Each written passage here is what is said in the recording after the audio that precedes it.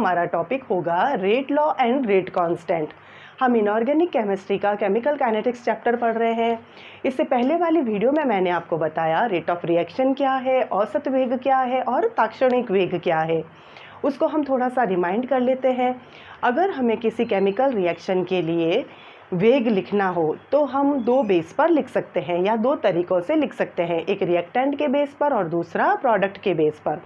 अगर हमें रिएक्टेंट के बेस पर लिखना हो तो हमें एक बाहर की और एक्स्ट्रा में माइनस का साइन लगाना पड़ता है। और ये क्यों लगाना पड़ता है ये मैंने आपको मेरी पहली वाली वीडियो में बहुत अच्छे से समझाया है। अगर आपने वो वीडियो नहीं देखी है तो आप उसे ज़रूर देखें। तो रिएक्टेंट के बेस पर लिखना हो तो minus delta r upon delta t. R क्या है यहाँ पर? अभिकारक की सांद्रता में परिवर्तन, और टी है परिवर्तन में होने वाला समय। और इसको हम minus D R by D T भी लिख सकते हैं। हमने ताक्षणिक वेग पढ़ा था, ये होता है एक्चुअल में डिफरेंशिएशन। अगर हम ये वैल्यू लिखते हैं, आपको मैंने बताया था ताक्षणिक वेग जिसमें हमने लिमिट लगाती थी क्योंकि हमने समय को बहुत ही शॉर्ट कर लिया था। औसत वेग में हमारे पास टाइम पीरियड ज़्यादा था, जबकि ताक्षणिक वेग में हमने समय को बिल्कुल कम कर दिया था और limit delta t tending to 0। तो उस स्टेज में हम यहाँ पर डी लिख सकते हैं, D R by D T, और ये डिफरेंशिएशन है आर का टाइम के साथ में। अगर हमें इसी वेग को प्रोडक्ट के बेस पर लिखना हो तो delta P by delta T. P क्या है यहाँ पर? प्रोडक्ट की कॉन्सेंट्रेशन में चेंज, और टी है लगने वाला समय। अब मैं आपको ये बताऊंगी, अगर हमारे पास कोई केमिकल रिएक्शन है और हमें उसके लिए वेग लिखना हो तो हम किस प्रकार लिखेंगे। ये जो चीज़ें मैं आपको बताने वाली हूँ ये न्यूमेरिकल्स में बहुत ही काम आएगी। हमें गलतियाँ नहीं करनी है और कुछ दो बातों को ध्यान में रखना है। इसको मैं एक उदाहरण से समझाती हूँ। मान लेते हैं हमारे पास में एक केमिकल रिएक्शन है N2 plus H2 gives NH3। इसको पहले हम बैलेंस कर लेते हैं। ये लगा दिया मैंने H2 के आगे 3 और अमोनिया के आगे 2। तो ये जो केमिकल रिएक्शन है यहाँ पर जो मैंने लिखा है 3N2, हम जानते हैं कि ये क्या होता है। इसे हम रिएक्शन बैलेंस करने के लिए लिखते हैं और इन्हीं को रस समीकरणमितीय गुणांक कहा जाता है, यानी कि स्टाइकियोमेट्रिक कोएफिशिएंट। इसे हम 11th में कर चुके हैं। अगर नहीं किया है तो अच्छे से ध्यान दो। यदि हम कोई केमिकल रिएक्शन को बैलेंस करते हैं तो बैलेंस करने के लिए जो डिजिट हम लिखते हैं उन्हीं को रस समीकरणमितीय गुणांक कहा जाता है। तो जब कभी भी हमें केमिकल रिएक्शन लिखनी हो और केमिकल रिएक्शन का वेग लिखना हो तो हम क्या करते हैं, उनके रस समीकरणमितीय गुणांकों से भाग लगाते हैं। अब वो कैसे करते हैं? मान लेते हैं हमें इस रिएक्शन के लिए अभिक्रिया का वेग लिखना है। पहली बात, अभिक्रिया के वेग को हम दो प्रकार से लिख सकते हैं, अभिकारक के बेस पर भी और उत्पाद के बेस पर भी। तो पहले हम लिखते हैं अभिकारक के बेस पर। तो वेग इज इक्वल्स टू माइनस, यह आ जाएगा यहाँ पर delta N2 upon delta t. ये भी ठीक है। फिर ये भी देखो रिएक्टेंट है तो इसके बेस पर भी लिख सकते हैं, वेग is equals to minus delta H2 upon delta t. अब मान लेते हैं कि प्रोडक्ट के बेस पर लिखना हो तो आ जाएगा वेग is equals to delta NH3 upon delta t. ये तो हो गया अभिकारक के बेस पर और ये उत्पाद के बेस पर। फिर मैंने आपको बताया हम रस समीकरणमितीय गुणांकों का भाग लगाते हैं। तो वो किस प्रकार से लगाते हैं, जैसे यहाँ पर देखो एक ही N2 है, केवल एक ही ये जो मॉलिक्यूल है वो रिएक्शन में पार्टिसिपेट कर रहा है, तो यहाँ हम केवल 1 by 1 लिख करके छोड़ देंगे।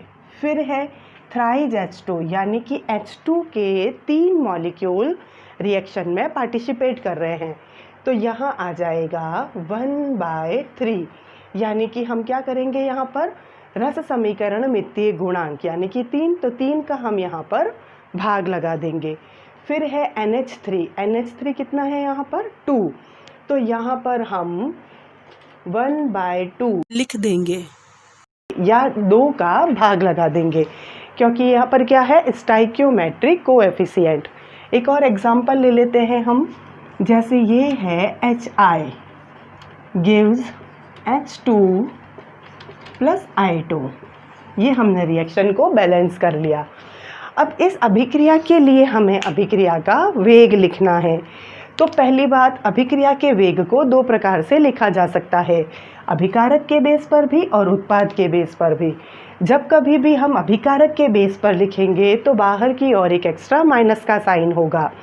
दूसरी चीज़ हमें ध्यान में रखनी है, जब कभी भी हम अभिक्रिया के वेग को लिखेंगे तो उनके स्टाइक्योमेट्रिक कोएफिशिएंट्स का भाग लगाएंगे, जैसे कि हमने इसमें किया। फॉर एग्जांपल इसमें हम करेंगे वेग is equals to minus delta HI upon delta T। ये है रिएक्टेंट के बेस पर, ये है HI यहाँ पर रिएक्टेंट। अब HI है कितना यहाँ पर 2, यानी कि हाइड्रोजन आयोडाइड के यहाँ पर 2 मॉलिक्यूल्स पार्टिसिपेट कर रहे हैं। ये यहाँ पर 2 है क्या, रस समीकरण मितीय गुणांक, तो इसका हम यहाँ पर भाग लगा देंगे। ये साइन यहाँ लिख देती हूँ मैं। ठीक ऐसे ही अगर हमें प्रोडक्ट के बेस पर लिखना हो तो यहाँ पर प्रोडक्ट 2 है, एक है हाइड्रोजन मॉलिक्यूल और दूसरा है आयोडीन मॉलिक्यूल, और हम देख रहे हैं दोनों ही एक एक है। प्रोडक्ट के बेस पर जब कभी भी हम वेग लिखते हैं तब कोई माइनस का साइन नहीं आता, फॉर्मूला हमारा यही रहेगा। जैसे वेग इज इक्वल्स टू, इसके लिए हम क्या लिखेंगे, अगर हाइड्रोजन के बेस पर लिखना हो तो delta H2 upon delta T। यहाँ पर केवल H2 का एक ही मॉलिक्यूल है तो 1 बाय 1 भी करके छोड़ सकते हैं और कुछ नहीं लिखे तब भी चलता है।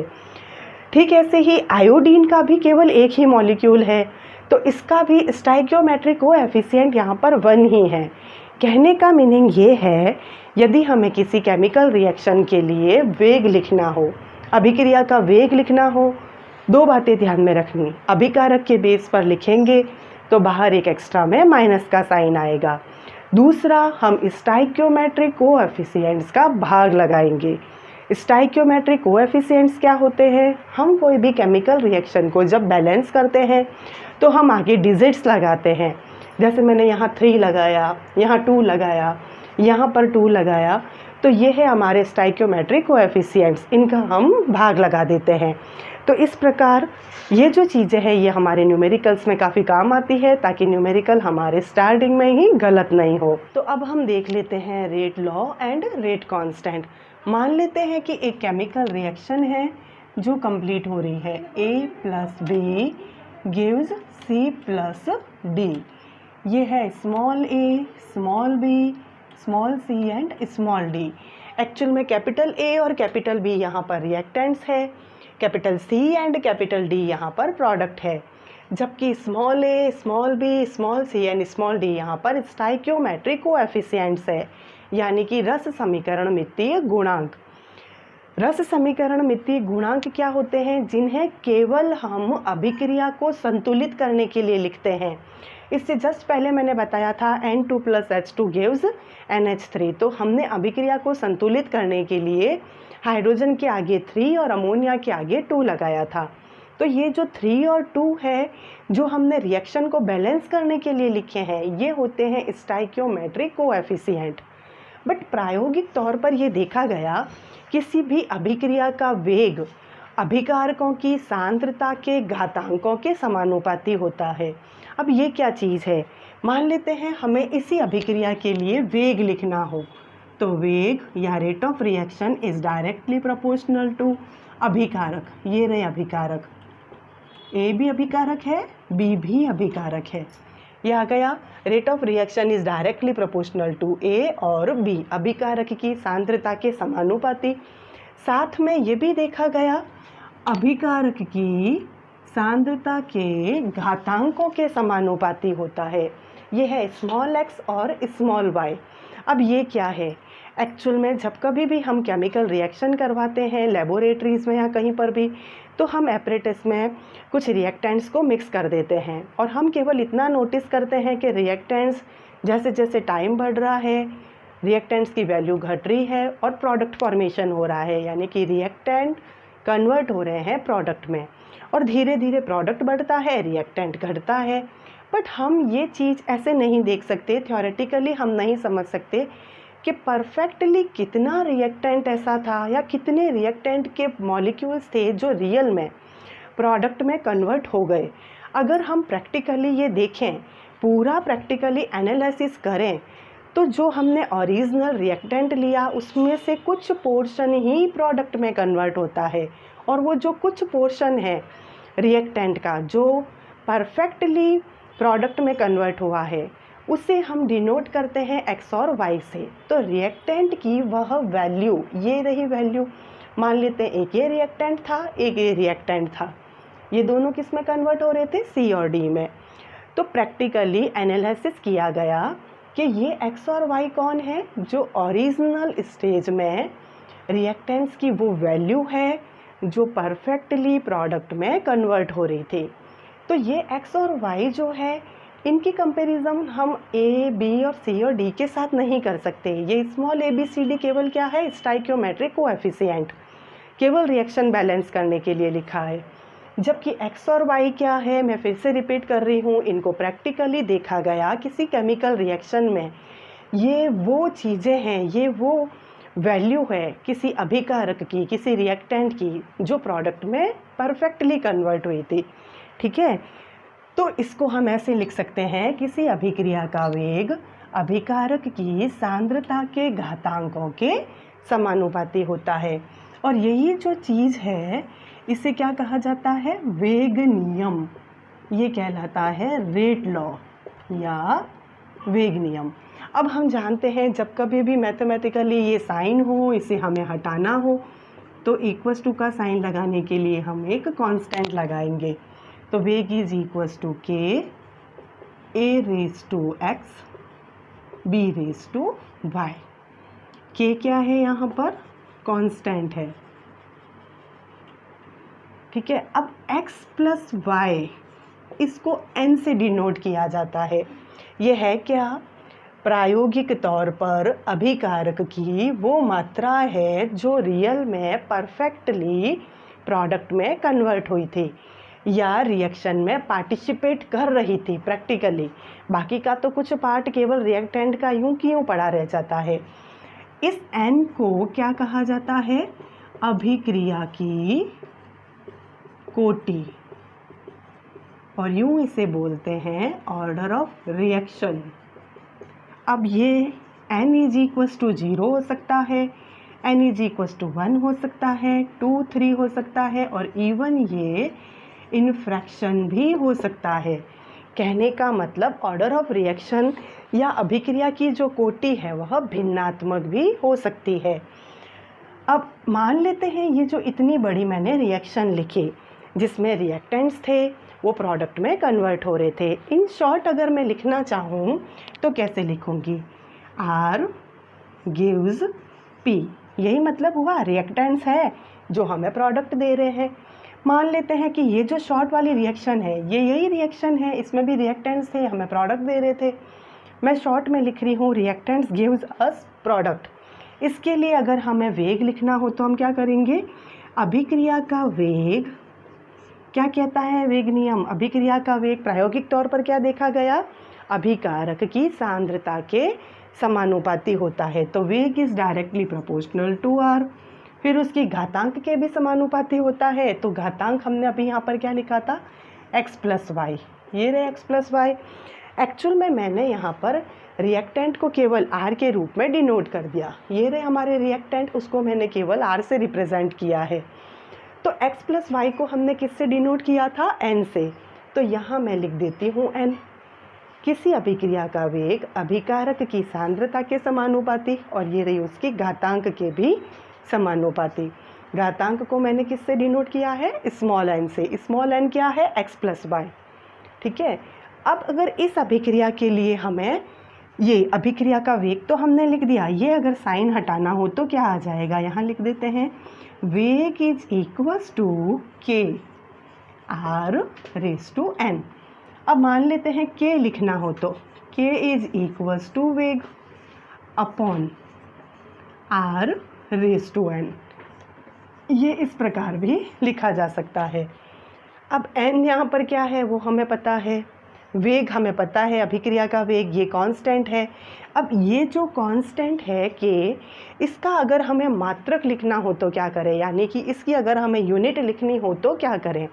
यूनिट लिखने से पहले मैं आपको बताऊंगी, ये जो स्मॉल n है जिसकी वैल्यू मैंने आपको बताया 0, 1, 2 हो सकती है। मान लेते हैं n = 0 हो। अगर किसी केमिकल रिएक्शन के लिए अभिक्रिया की कोटि 0 हो तो उसे कहते हैं शून्य कोटि की अभिक्रिया, 0 ऑर्डर रिएक्शन। अगर n = 1 हो तो उसे कहते हैं प्रथम कोटि की अभिक्रिया, first order reaction. If n = 2 हो तो वो हो जाएगी द्वितीय कोटि की अभिक्रिया। ठीक है, ये चीज़ें हमें ध्यान में रखनी है और एक्चुअल में इन सब की डेरिवेशन भी हमारे कोर्स में है जो हम नेक्स्ट वीडियो में देखेंगे। अभी हमें देखना है इस k के कांस्टेंट को कैसे लिखा जा सकता है। अब देखो k के कांस्टेंट की भी कंडीशंस होगी।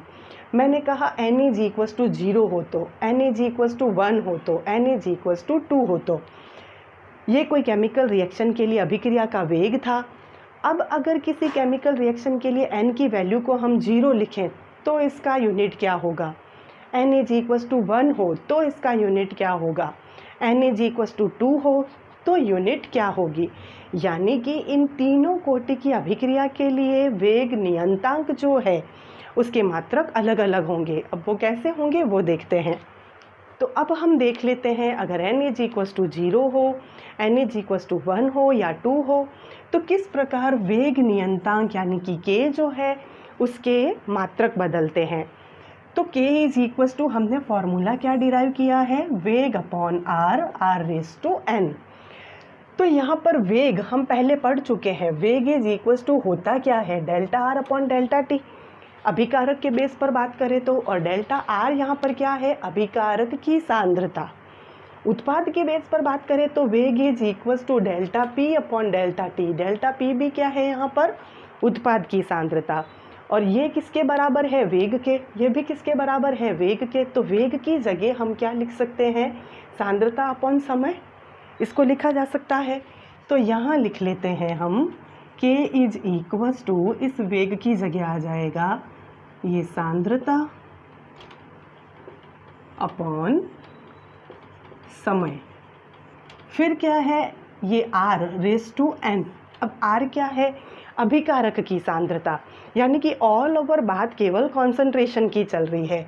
तो यहाँ पर भी हम क्या लिख सकते हैं, सांद्रता की पावर क्या आ जाएगी, n, क्योंकि यहाँ लगी हुई है n।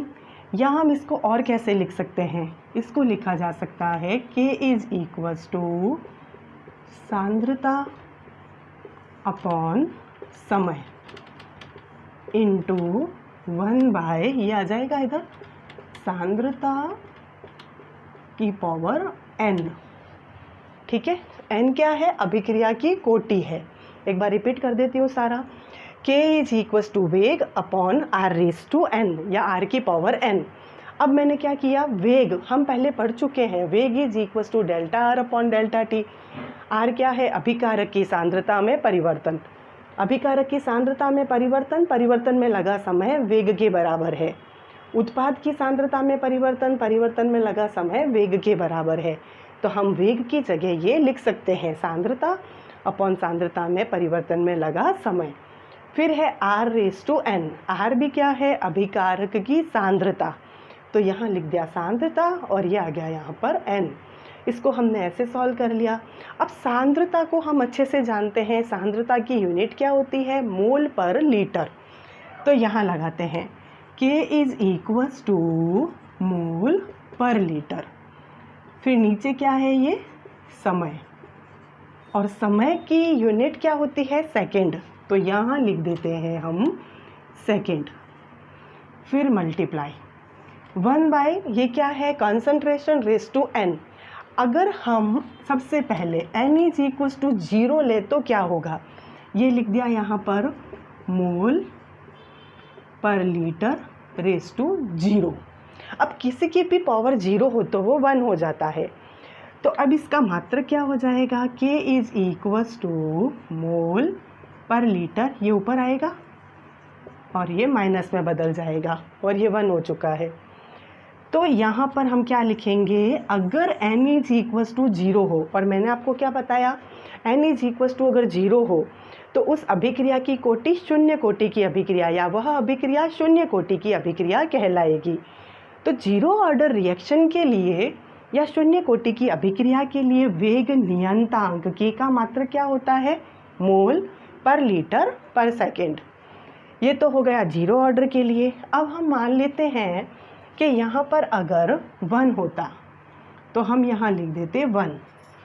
अब फिर इसका क्या यूनिट होगा, 0 के लिए हम कर चुके हैं, if n is equals to 1, ये लगा दिया मैंने 0 की जगह 1, तो ये दोनों कैंसिल हो रहे हैं। अब क्या बच जाएगा, k इज इक्वल्स टू, ये ऊपर आ जाएगा तो माइनस में कन्वर्ट हो जाएगा, सेकेंड इन्वर्स। तो n इज इक्वल्स टू 1 हो तो उस अभिक्रिया की कोटि क्या होगी, वह अभिक्रिया की कोटि प्रथम कोटि की अभिक्रिया कहलाएगी।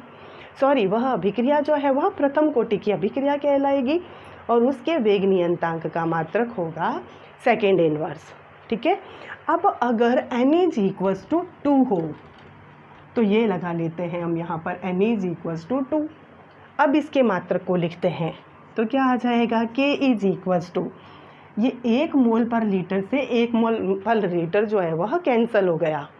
अब पीछे क्या बच जाएगा, यहाँ पर ये ऊपर आएगा तो ये सेकेंड इन्वर्स, ये मोल है ये ऊपर जाएगा तो ये माइनस में बदल जाएगा, ये माइनस में है ऊपर जाएगा तो प्लस में बदल जाएगा।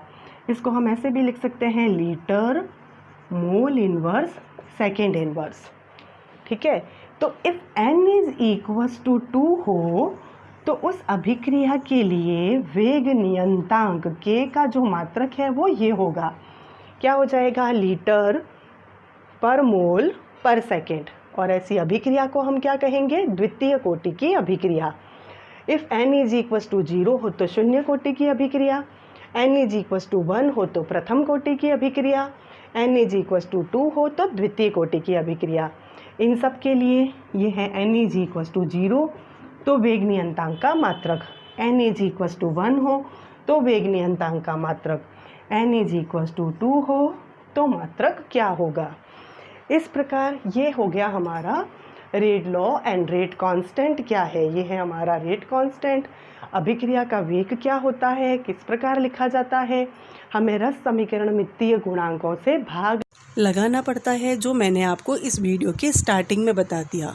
तो ये हो गया हमारा आज का टॉपिक। आई होप आपको ये टॉपिक समझ में आया होगा।